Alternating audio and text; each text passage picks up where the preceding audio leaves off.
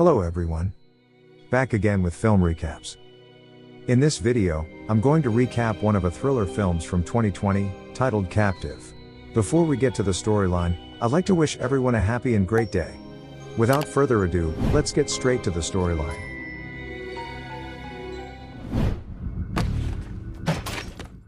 The film starts with a girl named Lily, who decides to run away from home because of her abusive father. Accompanied by her boyfriend, Neil, she paces through the woods until the two stop to take a break. While they take a rest, Lily's conviction wavers, because she misses her parents and is about to call them. However, Neil stops her, and tells her that they must not turn back. They resume their journey, and later that day, the two realize that they have run out of water. Because the sky is getting dark, the two decide to pause their journey and set up camp. Lily puts up a tent while Neil goes to look for some water. After she safely finds shelter inside the tent, Lily realizes that Neil took her phone with him. Neil! She waits all night for him to return, but he never does. That next morning, Lily anxiously resumes walking alone, until she comes across a house and runs up towards it. She is welcomed in by a man named Evan, and promptly asks to borrow his landline to call her missing boyfriend.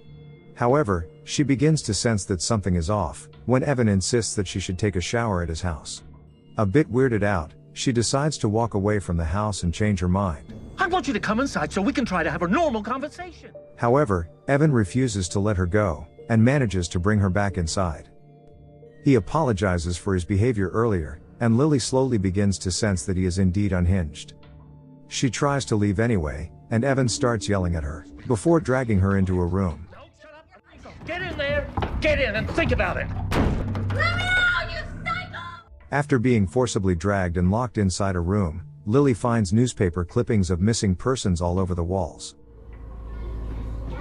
Fear overtakes her, and she begins looking for anything that could help her defend herself against Evan. But then, What are you doing? Evan, who is palpably angered, takes the hammer off her hands, and changes his mind about getting her to walk out of the room. He then leaves the room again, and proceeds to activate his home security system, which allows him to seal all exits in his house. Afterwards, he pays Lily another visit, this time offering her food and telling her that they'll get her a shower. Lily, who is now confused and scared, begs him to let her go. Evan drags her away to a room with a treadmill, and tells her that she should use it for no apparent reason. Train for what? Can we just try to make this work? He then leaves the basement as she asks him to leave her alone. On the next day, Evan is seen reading the morning paper, wherein we can see that two people who are none other than Evan and Lily are reported missing. He pays another visit to Lily, who yet again begs for him to let her go. Evan ignores her and proceeds to tell her that she must train to win. To win what exactly, we're not sure. The day goes by, and later that night, we see Evan providing Lily with a bed. He also gives her something to eat.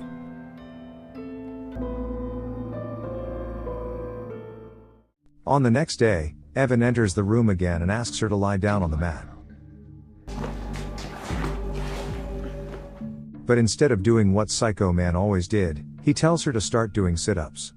Lily initially cooperates despite her confusion, until she suddenly remembers her father's abusive behavior, and does this. Outside now! Leave me alone. Lazy ass! Oddly enough, he leaves her alone. He only returns to offer her supper, under the condition that she finishes her sit-up sets. Hearing this, Lily, who is hungry, relents and does as he says. Despite being unhinged, as it turns out, Evan is still of a man of his word, for he guides her to the dining room afterwards. At this time, for some reason, Evan refers to her with the name Catherine. Lily stays silent for now and plays along, while she inconspicuously looks around for anything that might help her escape. She reaches for a table knife, but then, I will take that, thank you very much. Evan takes the knife away from her, and cuts the food into small pieces for her to eat. He then returns to his seat as if nothing ever happened and brings the knife with him. Lily, who is now more frustrated than ever, begins to toss bits of her food away in annoyance, which eventually gets Evan to lose his patience. You can get back to the basement. I don't want to see you. Get out of my sight! Evan comes to see her again later that day, and tells her to put on the sportswear he brought her. He then sets up the treadmill, and asks her to use it. While Lily exercises, Evan's brother pays him a visit to check up on him. Evan excitedly tells him that Catherine has returned, and is now exercising downstairs. The brother grows worried, and is convinced that Evan forgot to take his meds. He tells Evan to seek therapy, and this offends Evan, who obviously thinks that he is 100% sane. Here we learn that Evan is suffering from delusional disorder. The two brothers get into an argument, until the brother walks away with dejection. Not long after, Evan returns to the basement to check up on Lily, and casually informs her that her uncle just paid a visit. Hearing this, Lily feels a spark of hope, but unfortunately she is too late, because Evan's brother had already left the premises. Lily then decides to play into Evan's charade, and tells Evan she wants to see her uncle. Evan then tells her to get cleaned up, and the camera pans to a picture of a younger Evan and his daughter Catherine on the fridge. While she showers, Evan makes the bed. He is now so deep in his delusion that he is fully convinced that Lily is his daughter Catherine. Lily reluctantly decides to play along, and even agrees to put on Catherine's clothes. Later on, Lily finds a picture of Catherine with her parents, and finds Catherine's diary under the bed. After taking some time to check it out, Lily exits the bedroom, and begins to try to sneak out. Hey. Oh, hey. Evan asks where she's going, and Lily says she just wants to see if he needs help. Evan welcomes her to the kitchen, and Lily is forced to play along yet again. When she thinks Evan isn't looking, she tries to sneak out again but fails miserably. This time, Evan tells her to go back to Catherine's room. With nothing else to do, Lily decides to read more of Catherine's diary. In it she discovers that Evan was an overprotective pushover, who'd punish her for failing at the most menial things, like getting caught in hide and seek. He also pushed her to always practice, in order to become a champion in sports. This of course didn't sit well with the mom, since that much exercise isn't normal for a 12-year-old girl, and it led to arguments throughout their marriage. She's gonna thank me one day. She's gonna thank you. You need to stop. As Lily reads on, she comes across a part that says that when Catherine got her period, Evan didn't know how to react because he didn't really understand it. Learning this, Lily comes up with an idea. She decides to summon Evan and asks him to get her some pads or tampons because she's in her period. Evan buys into this act. Before he leaves the house, he asks her to go exercise in the basement again. Lily reads some more until she hears Evan returns.